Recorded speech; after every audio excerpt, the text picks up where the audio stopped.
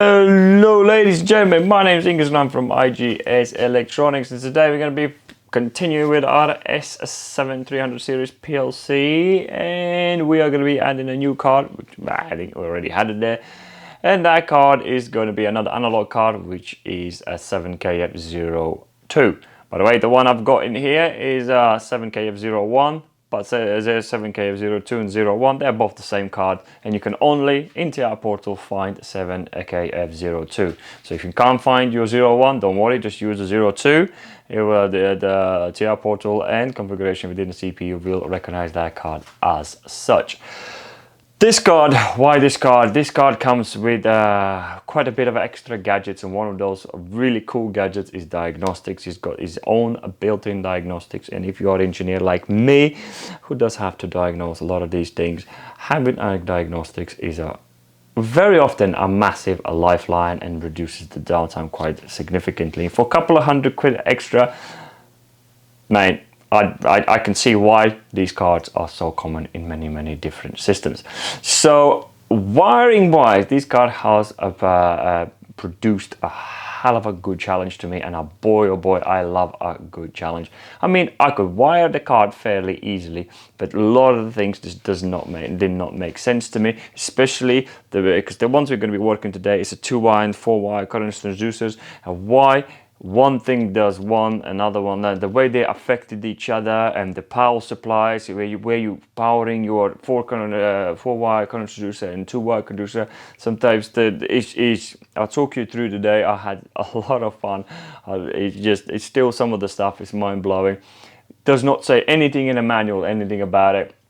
You should be doing this and you should be doing that. This is just like, I'm just going through it. And again, as I said, I was able to wire it fairly easily, no problem. But there's a lot of things that didn't make sense to me, and I'm one of those guys that really wants to understand why one thing does what and what affects what. And I'll talk you guys through today. Some of this still doesn't make sense to me, and hopefully by you watching this, you probably can make some sense. And do comment in that comment section below. Let me know what you think, why is that, and why, and it's brilliant. But the key ones that we're going to test there is the diagnostics as well. Diagnostics is really cool. I love the diagnostics parts within this card. So yeah, that's what we're doing today. So yeah, don't forget to watch all the previous videos we've already done on S300 series PLCs. We've done quite a bit. Obviously, there's quite a bit coming. I'm planning to sort of step away a little bit from 300 because I've got other projects coming up, which I'm going to be filming and showing, which is more or less with the Schneider controllers. So, but today, let's crack on.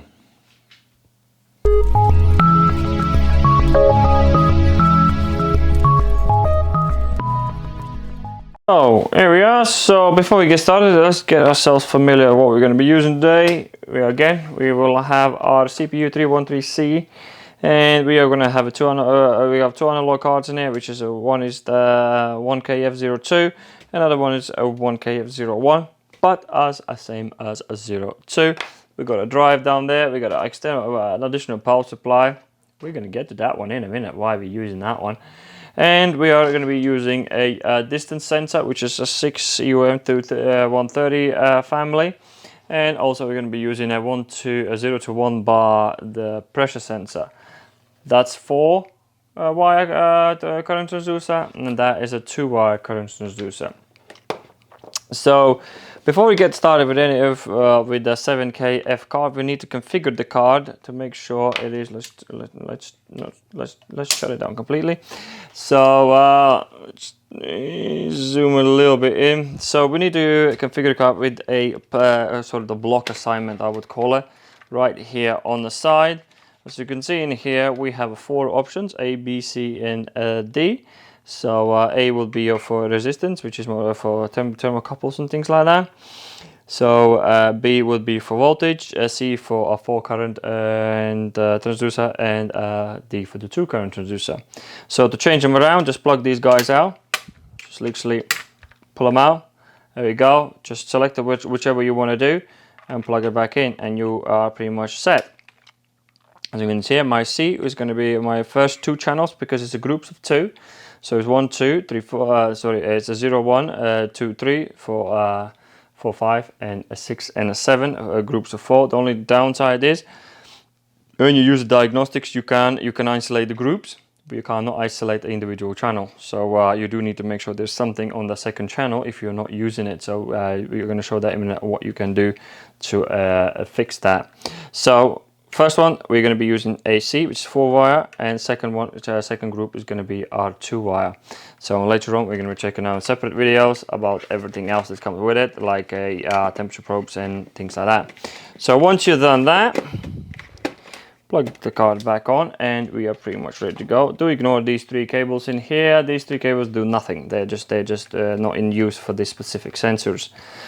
So when it comes down to wiring, let's have a look at it. There's 2 types. There's one for the voltage. That's not what we're going to be working today. We're going to be working today with the current itself. And in here it shows you 2 where, just move the whole thing somehow. Yeah. So it shows you the 2 groups. How the wiring would work for 4-wire and how the wiring will work for 2-wire. Both of these wirings can be used for anything in here, so it's not like this can do for that and this can do for that. No, the channel 01 can do 4-wire as well. So we are going to be using both of these 2 types of wirings. So as you can see, for a 4-wire current, 4-wire current transducer, you need to use a mana that's joined together with a 10 and 11, and that mana needs to be connected to all the minuses in here.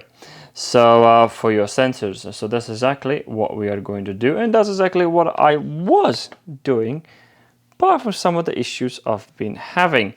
So as you can see in here, for your there's an explanation for your diagnostics, and this is in here for load. This if you want to isolate a 2-wire, if you are set to 2-wire current transducer, you can loading the unused input using a 1.5 to 3.5 kilo ohm resistor. This allows you to enable diagnostics for this channel group if you're not using it. I don't have it. I thought I did, but I don't. So we're gonna live without it.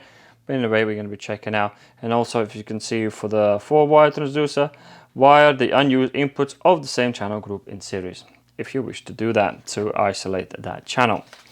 So when it comes down to wiring, as you can see in here, I have this power supply. This power supply is powering my PLC. This card is powered by power supply down there, which is literally on the side. And I also have actually this sensor in here, this sensor, these 2 wires, plus minus, coming from another power supply. And I'll tell you what sort of issues I've been having. So if I wire in my 2-wire transducer and alone, no problem, it works perfectly. I can read the signal, it's coming up in my TI portal, so singing and dancing. But as soon as I connect my 4-wire current transducer, my 4-wire current transducer is working, but suddenly my 2-wire stops working. But that's if I use the power supply from this guy in here, which is my PLC's power supply. So then what I need to do is take the 20 in here and connect it to mana. So that allows my 2-wire transducer to work. But as you can see, for the wiring, it doesn't really show you need to do that. So me getting curious, it started a little bit of investigation. So then what I did, so then I took this card's power supply, which is having a separate power supply right down there. So I connected a plus and a minus to power my sensor from this card's power supply. Still my current transducer wasn't working as well, and my 2-wire one, that's what I was wanting to say. And if I was trying to give him a negative to mana, it was completely locking out my my 4-wire transducer. So that wasn't an option. So and then I said, well, this what is going on? Because the manual doesn't really tell you anything. I mean, I could get it working and everything was working, but you know, come on, there's something going on. I wanted to figure out. So then what I did, I installed a separate power supply, which is this guy right down here. Separate power supply away from the card and away from the PLC. Wired it all in and everything just went straight there. My 2-wire was working, my 4-wire was working, all the reading was happening. Everything was good. So yeah, so if you're using, most likely if you're using everything for the 4-wire, and you shouldn't have any problems. But I thought if you do, I thought I explained you where I was running into problems. So the wiring wise, as we can see in here, I have 2 wires coming in, plus and a minus, powering going into my sensor, and my sensor is outputting the 4 to 20 milliamps to channel a 0, which is 2 and a 3, and also that 2 and a 3 is joined up to 10. No, not 2 and a 3. I mean the channel 3, the pin 3 is joined up to the 10 and 11. So that's pretty much connecting the mounted to it. So so that's for the 2-wire. For 4-wire, and for the 2-wire, as you can see in here, we have a 7 and 8, which is our channel 3, and it's just quite straightforward. 2 wires come out, 2 wires go in. So that's it. So that's for a 2-wire current transducer. So when we power up, where's the channel? When we power up, we will have an SF in here, which is going to be our what's his name? The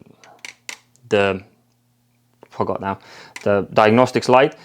Duh, completely forgot that. So this is going to be the diagnostics light. At the moment, my diagnostics is switched off. Actually, let me turn it on. I'll show you how that looks. Yeah, so as you can see, the light now is on. I literally went into the TI portal and activated the diagnostics part of it. So you can actually have a diagnostics on or off. By default, they are all off, and then you can activate it. So at the moment, it's pretty much telling me that the wire is broken in a channel 1 and in channel 3. So yeah, the 3. So channel 1 and channel 3 where wires will be broken because there's no sensors onto it. But again, I already explained to you how you can link them out so you are able to use diagnostics. This light can mean a few signals.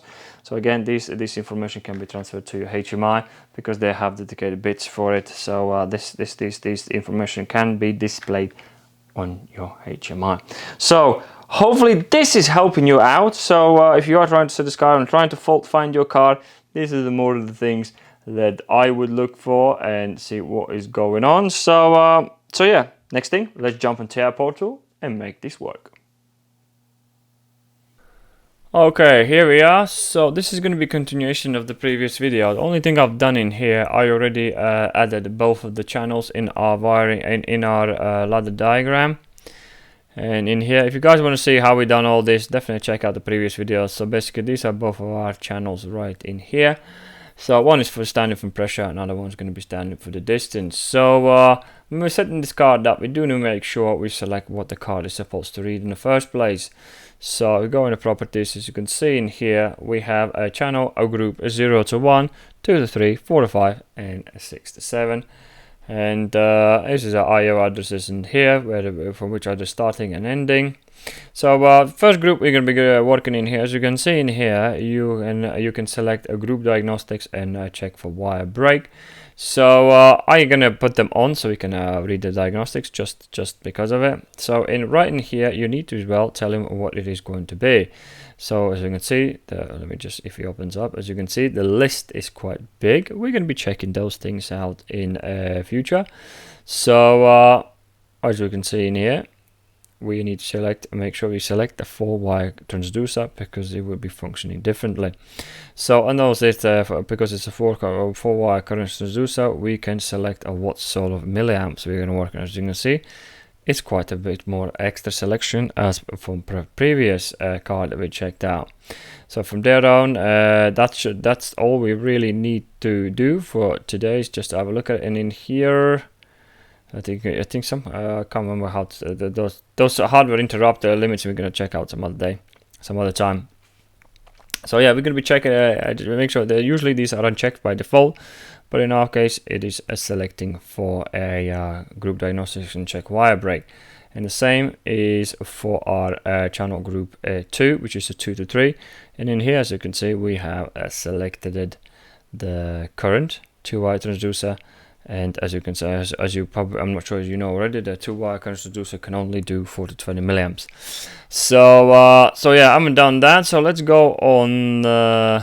Yeah, once you did that, make sure that is loaded in. As you can see, my names are here already. So let's go online. So and once you load it all in, let's go into the GlassyMan for monitoring itself, and let's have a look at it. So as you can see, my pressure, it's not coming up. So why is our pressure not coming up? Why is our pressure not coming up? It's not coming up because we are on a wrong channel. So let's leave this and let's fix the problem, because I just noticed we selected pressure on wrong channel. So we need to let's go on to tags and let's delete that and type in, oh, we didn't have to delete it, we just got whatever. We're gonna call pressure again, and this time we are going to change that one to a IW, which is going to be R276. So that should solve our problem. Here we go. So let's go back on to the main. Where we are down there. And that's been changed as well. So 276 to 72, that's good. So let's load it in. So we can actually read it. Alright. So done that. So let's go on to Mr. GlassyMan, IE monitoring. So let's see if we can see us pressure. And there we go, our pressure now is displaying. As you can see, our distance is a little bit jumping. My distance sensor is not really set up because I'm saying I'll most likely going to be making separate video for it, so we can set up the sensor better for, because at the moment it's jumping all over the place. So if I put my hand under my sensor, that's too close. As I said, the distance is, here we go, right there would be 0th position, and then I'll go down, down, down, down, down. As you can see, it changes the distance and pressure as well. So there we go, that's just a 0 to 1 bar. I blow it into it and you can see that. So diagnostics, you need to be in online section, you have to be online. So I'm going to go into your card right here on the bottom, not on the bottom, on the side. Right click it and go to online and diagnostics. And in here you should be able to see a little, you've got the basic diagnostic status if the module exists and things like that. And as always says your channel fault exists, are part of the messages. Like this card wouldn't have any of it, this card does. So then you go in channel diagnostics, and as you can see down there, input 1 and input 3 is wire break, because I've got nothing wired to it. And there's all these messages can be displayed on your HMI screen, because they all have their own dedicated bits, and these can be put on your HMI screen. This is what the diagnostics is really all about. So let me dewire one of the sensors.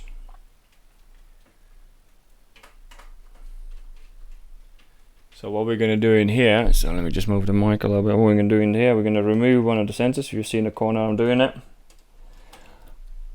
and that's got removed. So we're going to reload our thingy, the online diagnostics. Let's go back on it, and as you can see, my channel input 2 now is broken as well. So 0, 1, 2 and 3 wires are missing. So that's one of the things that you can see in there. And again, that's why this card is so good, because from the diagnostics point of view you can see everything there. So but if you don't want to use the diagnostics, which sometimes people don't, so you just, all you need to do really, remove diagnostics part of it, and I'll show you in a minute. So where we at, let's go onto the card properties, and we're just gonna untick these guys in here, and you will see the SF light once you load this in. Come on. Alright, let's load this in, this configuration we just did. But if you're having such a expensive car, why not use diagnostics? They are there for a reason. So usually if I would set up, obviously I would use, if I wouldn't use the channels, I would use the resistors or wire them in series, depending on which channel you're using. So let's finish that. So, and as you can see in the screen, my SF light, let me just go on to my camera in here. See, the SF light is gone now. because we're no longer asking for diagnostics to be displayed. So and that, ladies and gentlemen, will do for this card's introduction. In the next video, we're going to be checking out the temperature, the RTD PT100. So we're going to look at that one in the next video, how that's wired in and how that works. And so yeah, hopefully this is helping you out to getting you going. So and giving you some ideas if you're having some sort of a faults with your system. And let me just reload the diagnostics again. This is go online. Come on. Do I need to reload that as well? No, I don't. As you can see, we have absolutely no problems now. So because we have removed it. So that, ladies and gentlemen, we do for this video. So if you like the video, don't forget to smash that like and do subscribe if you're new to the channel, because, and obviously you like it there, because we are going to be. We've got a lot of automations to cover with tons of products, and then I said I'm having a lot of fun with this, and hopefully you are as well. So other than that, ladies and gentlemen, thank you very much for watching, and I'll see you in the next video.